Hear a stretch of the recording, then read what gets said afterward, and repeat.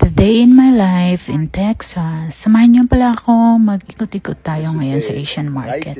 Yung asawa ko, rice is life daw. Favorite niya na ngayon ng rice.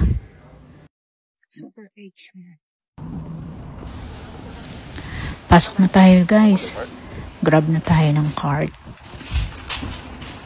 Pasok namin, nakita ko ang milk tea. Ang daming buldak. Favorite niya rin nga, pero ayaw niya may spicy. Tara, pasok tayo. Sabi ng asawa ko, dito lang daw muna ako at pupunta daw siya muna ng restaurant. Kasi nga, ang haba din ng biyahe namin isang oras. Okay, after you finish, I'll go. Nakakita nga pala ako ng melon dito. Ang cute niya, ang liit. Pero hindi ko alam lasa. Hindi mo ako bumili. Sabi nga na asawa ko, dito ko na lang daw siya antayin. Lapit lang pala yung restaurant. Yan ang food court nila. I will put on my TikTok. Pumunta nga rin pala kami sa bilihan ng bigas. The brown rice maybe is nice. May mga brown rice. I don't like that rice. Sabi nga niya, di ba? Rice is life. Oh, they have nuts. I want this one, honey. Yeah, I can cook that. Nakakita ako ng mani dyan. Excited pa naman sana akong bumili. Nung nabaglit ko na ipiprito ko siya sa garlic. Garlic and salt now. Fry.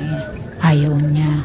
Pag mga garlic kasi hindi siya mahilig. Kumakain naman siya ng garlic pero hindi naman masyado madami. So all nuts also here. Macadamia.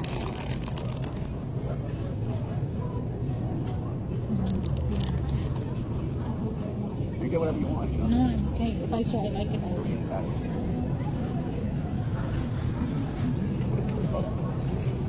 Tofu, Japanese tofu. Yeah, it's all tofu. I'm not a tofu fan.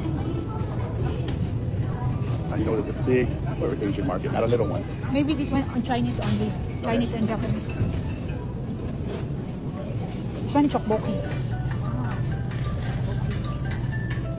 Tteokbokki rice, yeah. You can make it mixed by the spicy.